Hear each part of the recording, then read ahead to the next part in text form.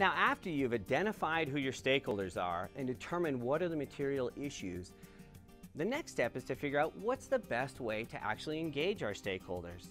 Now, if you think about it, a traditional way of getting a hold of customers was to do a phone survey. Well, using landlines, that's not really a very applicable way to do things anymore. So with each different stakeholder group, you need to figure out what is the best way to help reach them.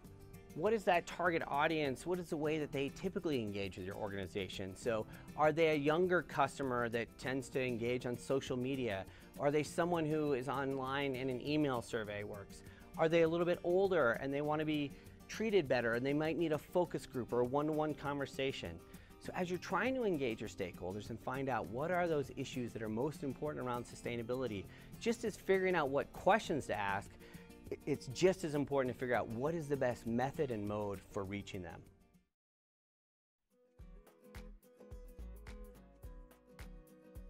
And let's not forget that as you're engaging your stakeholders, it's really a win-win for you. It's an opportunity for your stakeholders to tell you about what they care about and what they would like you to see, but it's also an opportunity for you to communicate what you've already been doing and what you plan to do. And the most important aspect of this is you want to do no harm. If you bring all of your stakeholders into a meeting and say, what do you want us to do around sustainability?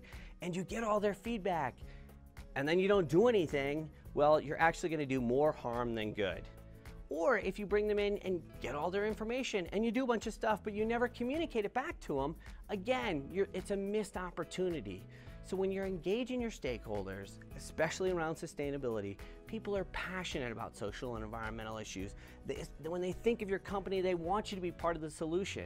So you need to make sure you do no harm, communicate back to them, and really find a way that the dialogue becomes an ongoing discussion so that you can understand where the things they want you to work on.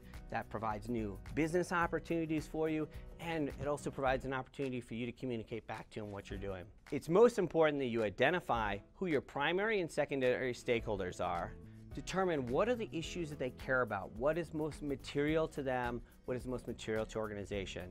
Then determine what is the most effective way to reach out to them, and then make sure you communicate back to them and set expectations accordingly. You want to do no harm, but you want to take the benefit of what you're gaining from your stakeholder engagement, do the work, and then push it back out so that you can get the benefit of all the hard work that you're doing.